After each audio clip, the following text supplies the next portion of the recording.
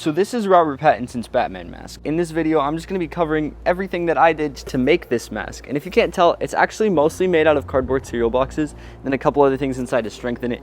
All of these things I can guarantee you're going to have at your house right now. So if you want to make this, it's really easy. Just follow along with the video and you'll see. The first and probably easiest thing we have to do is download Adobe Reader. It's free and only takes a couple seconds to download. And this is what's going to allow us to print the 9 to 12 pages as one whole big page. So once you download Adobe Reader, then what you're going to need to do is go into the description and download the template for the mask, and then drag and drop it into Adobe. Once it's in Adobe Reader, then you just hit the print button, set the border width to 0, and scale it to between 98 and 102% depending on your head size. So once you have it printed, there will be a slight border on each page. Just cut those off. You can use scissors, but I have this fancy paper cutter which makes the lines a little more precise, but it really doesn't matter. Once you have the papers printed and all the borders cut off, tape the pages together and cut out each individual piece, and then glue them onto some cardboard cereal boxes. This next part, I would recommend using a hobby knife, and again, you can use scissors, but it's just a lot harder, and it's really, like, I found this hobby knife for $2 at my local craft store, so they really aren't that expensive.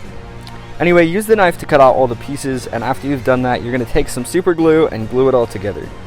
I would recommend checking out the reference video that I linked in the description for which pieces fit together and how, since it was way too monotonous to include in the video.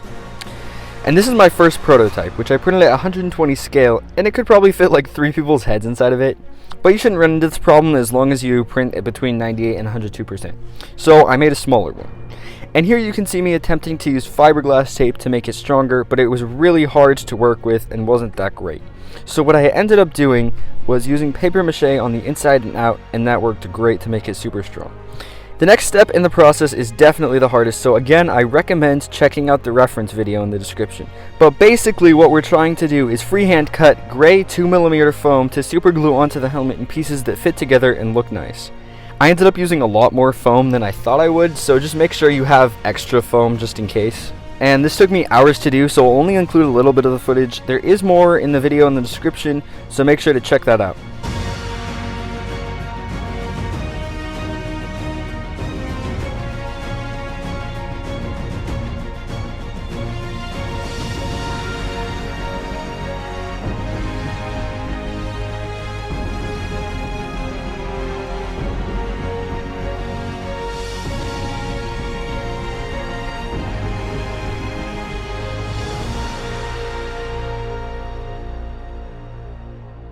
And this is the completed version of the foam on the mask. I think I did alright, it looks decent. Now for the finishing touch, when you paint the gray foam with black acrylic paint, it's supposed to look exactly like leather. So just cover the whole thing in a couple coats of flexible acrylic paint and then wait for it to dry.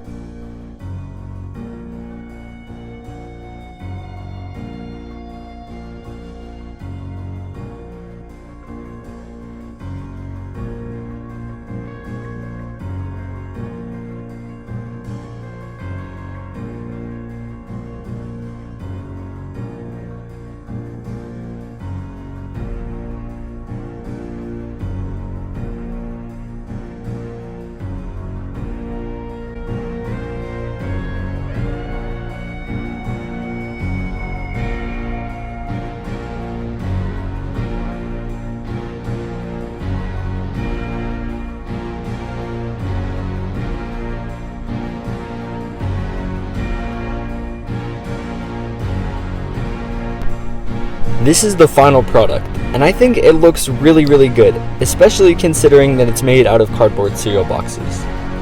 And that being said, I don't think I necessarily look the greatest in this mask, but if we were to get someone like Robert Pattinson to come in and wear this mask, I think it would be like 1,000 times better. And again, big thanks to everyone who posted templates and composed the music and everything, because I can't really do that myself. And this video would not have been possible without you guys. Thank you. That's it for today's video. Make sure to like, subscribe, and comment which movie your favorite Batman movie is. And I'll see you guys in the next video.